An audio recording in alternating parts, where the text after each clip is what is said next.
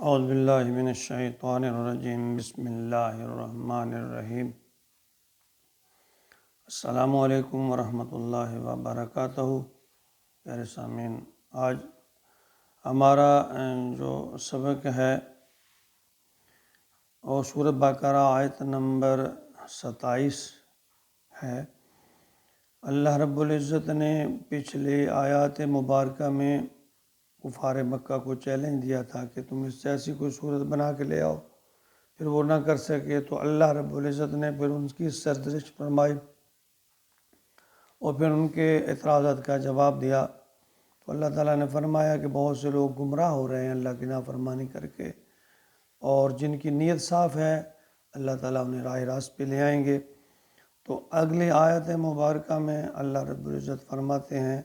الذین ینقضون عہد اللہ من بعد میثاقہ ویقطعون ما امر اللہ بہ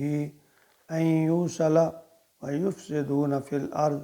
اولئک هم الخاسرون۔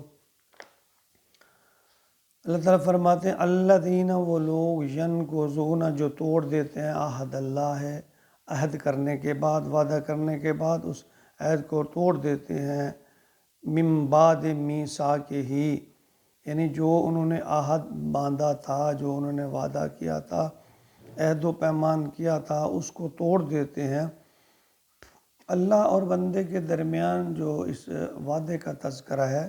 یہ ہے عہد الست، جب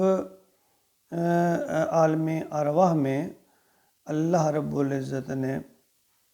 ارواح، روح سے مخاطب ہو کر یہ فرمایا الست بربکم، کیا میں تمہارا رب نہیں ہوں؟ تو تمام روحوں نے بیک زبان یہ کہا قالوا بلا، ہاں ہے، بالکل ہے، کیوں نہیں ہے؟ تو اللہ رب العزت فرماتے ہیں کہ عالم ارواح میں روح انسانی جو تھی ان میں تم بھی تھے، میں بھی تھا، سب لوگ تھے، غرض تمام کے تمام انسان جتنے بھی آج تک دنیا میں آ چکے ہیں یا قیامت تک ابھی آنے والے ہیں، سب روحیں جو ہیں اب جو جسم کی شکل میں آ چکی ہیں، ان سب نے اللہ رب العزت سے یہ وعدہ کیا تھا کہ جب اللہ نے فرمایا الست بربکم، تو ان سب نے کہا تھا قالوا بلا، ہاں کیوں نہیں ہے؟ تو اس کا تذکرہ آگے سورۃ الاعراف میں بھی تفصیل کے ساتھ آئے گا۔ لیکن اللہ تعالیٰ فرماتے ہیں کہ وعدہ کرنے کے بعد تم نافرمان ہو گئے، تم سرکش ہو گئے، تم نے عہد کو توڑ دیا، اللہ کو اپنا مالک اور خالق یا حاکم ماننے کی بجائے خود کو اپنا جو ہے حاکم بنا بیٹھے ہو۔ تو اس دعوے کے آپ نے فرمایا الیس لی ملک مصر، کیا مصر کی بادشاہی میری نہیں ہے؟ یعنی لوگ جو ہیں اپنی بادشاہی کا تذکرہ کرنے لگے، یعنی اپنی ملوکیت کا۔ تو اللہ تعالیٰ فرماتے ہیں وَيَقْطَعُونَ مَا أَمَرَ اللَّهُ بِهِ أَن يُوصَلَ،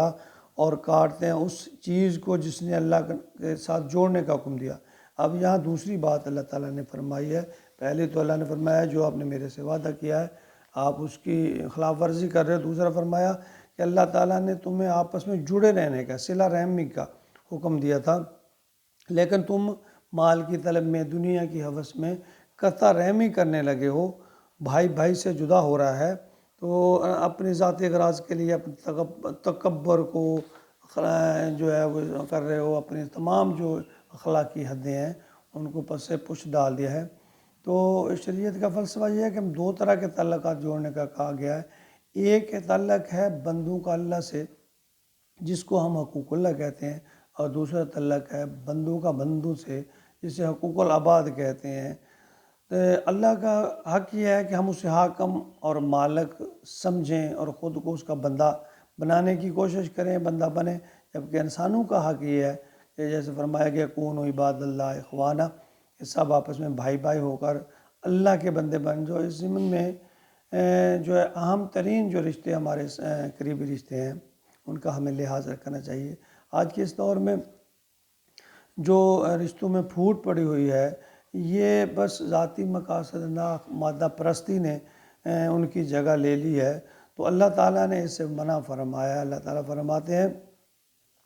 کہ یہ جو دو صفات ہیں کہ اللہ کے جو عہد ہے اس کو مضبوطی سے باندھو، اللہ کا حکم مانو، اور رشتہ داروں کو آپس میں جوڑو، قطع تلقی نہ کرو، ایک دوسرے کے ساتھ جو ہے تعلقات منقطع نہ کرو۔ اللہ تعالیٰ نے فرمایا ہے کہ یہ جو لوگ ہیں، اس طرح کے لوگ ہیں، اولئک هم الخاسرون، یہی لوگ نقصان اٹھانے والے ہیں، یعنی یہ لوگ آخری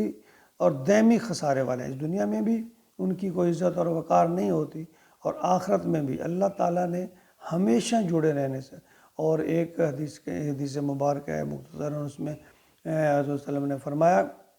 کہ اس آدمی پر اللہ کرم اور رحم کی نظر نہیں دیکھتا، اس کی توبہ قبول نہیں ہوتی، جو قطع تعلقی کرتا ہے، جو صلہ رحمی کو اختیار نہیں کرتا، آپس میں رشتوں کو توڑتا ہے، جوڑتا نہیں ہے۔ تو اس بارے میں حدیث مبارکہ میں بہت سارے احکام آتے ہیں۔ منع کیا گیا ہے کہ اللہ تعالیٰ فرماتے ہیں کہ ہمیشہ ضبط کرو، صبر کرو، برداشت کرو، اچھے اخلاق کا مظاہرہ کرتے ہوئے رشتہ داروں کو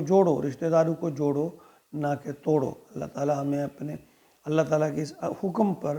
اللہ کے حکم پر چلنے کی توفیق عطا فرمائے، اور اللہ تعالیٰ اس چیز سے بھی ہمیں بچائے کہ جس کے بارے میں یہ فرمایا گیا ہے کہ یفسدون فی الارض، فساد کرتے ہیں، آپس میں لڑائی جھگڑا کرتے ہیں، اور اللہ نے فرمایا یہ خسارے میں جانے والے ہیں۔ اللہ تعالیٰ ہمیں دین اور دنیا کی بھلائی اور کامیابی عطا فرمائے، آمین یا رب العالمین۔